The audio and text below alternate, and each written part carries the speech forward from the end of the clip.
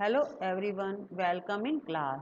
तो स्टूडेंट्स, आज हम सीखेंगे डिजिट के बारे में कि कौन सी डिजिट बिग होती है, कौन सी स्मॉल होती है। तो यहाँ पर हमें कुछ साइन भी लगाने हैं ये बताने के लिए कि बड़ी डिजिट कौन सी है, स्मॉल कौन सी है। ये हमारे साइन है, ये 3 साइन हमें लगाने हैं।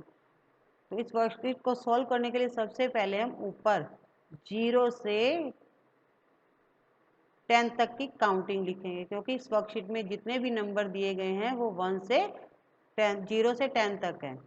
तो हम काउंटिंग लिखते हैं 0 1 2 3 4 5 6 7 8 9 10। तो काउंटिंग से ये वर्कशीट हम इजीली सॉल्व कर सकेंगे। तो हमें ये बताना है कि 5 और 9 में कौन सा बड़ा है, कौन सा छोटा है। तो जो नंबर पहले बोला जाता है, जो डिजिट पहले बोली जाती है वो स्मॉल होती है, और जो बाद में बोली जाती है वो बिग होती है। जैसे 5 और 9 में हम देखेंगे कि 9 5 के बाद में बोला जाता है। ये हमारा 5 नंबर है और ये 9 नंबर है। तो हम बोल के देखते हैं 5 6 7 8 9। तो हमने बोलकर देखा तो हमें पता चला कि 9 5 के बाद में आता है, तो 9 बड़ी डिजिट है। तो जो डिजिट बड़ी होती है उसके लिए इस साइन का यूज़ करते हैं हम लोग। तो जो इसका मुंह है वो खुला होता है, इस तरह से बड़ा होता है जो डिजिट बड़ी होती है। अगर पहले बड़ी डिजिट आ जाएगी तो इसका साइन भी चेंज हो जाएगा। तो इसमें हमने ये देखा कि जो डिजिट बड़ी होती है, 9 बड़ा है, तो उसकी तरफ इस तरह का साइन लगाना है। फिर है 7 और 8।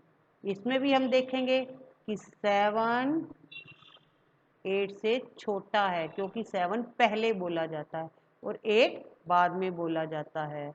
तो 8 7 से बड़ा है, तो उसके लिए भी सेम साइन का यूज़ होगा इस तरह से। तो जो डिजिट बड़ी होती है उसके लिए देखेंगे यहाँ पर जो इसका मुँह है वो बड़ा होता है। अब देखिए डिजिट चेंज हो गई है, अब बिग डिजिट पहले आ गई है और स्मॉल डिजिट बाद में आई है। तो जो डिजिट बड़ी होती है उसकी तरफ इसका मुंह खुला होता है इस तरह से। अगर डिजिट चेंज होगी तो साइन भी चेंज हो जाएगा। अब 5 और 6 में 6 बड़ा होता है, क्योंकि 6 5 के बाद में बोला जाता है, तो फिर इसका साइन चेंज हो जाएगा इस तरह से। तो हमने देखा कि जो डिजिट बड़ी है उसका ये जो साइन है उसका मुंह खुला हो जाता है इस तरह से। अब इधर आइए 3 और 0 में। तो 0 3 से स्मॉल होता है, 3 बाद में बोला जाता है, तो इसका साइन इस तरह से हो जाएगा।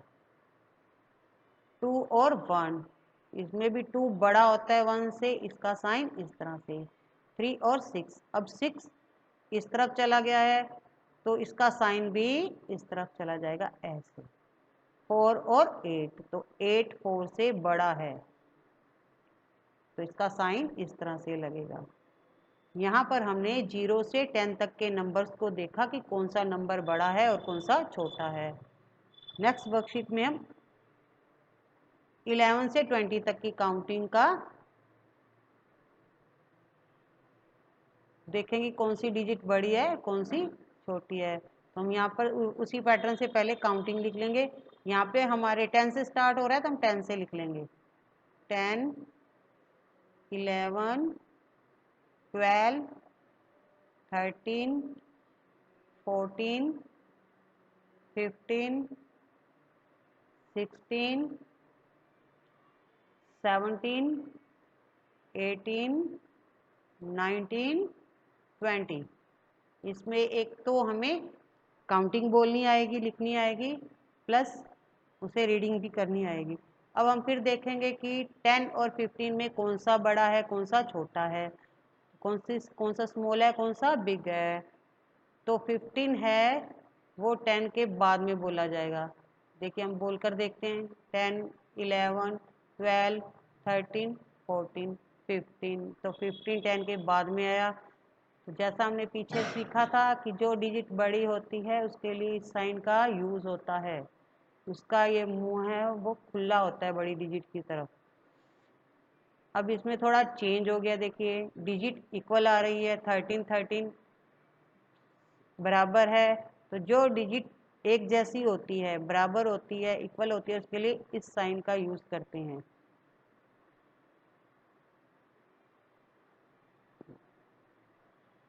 अब है 17 और 12, तो 17 12 के बाद में आता है। आप ऊपर काउंटिंग में देख सकते हो 12 पहले आ रहा है और 17 बाद में। इसका साइन जो डिजिट बड़ी होती है उसकी तरफ ये साइन लगाते हैं।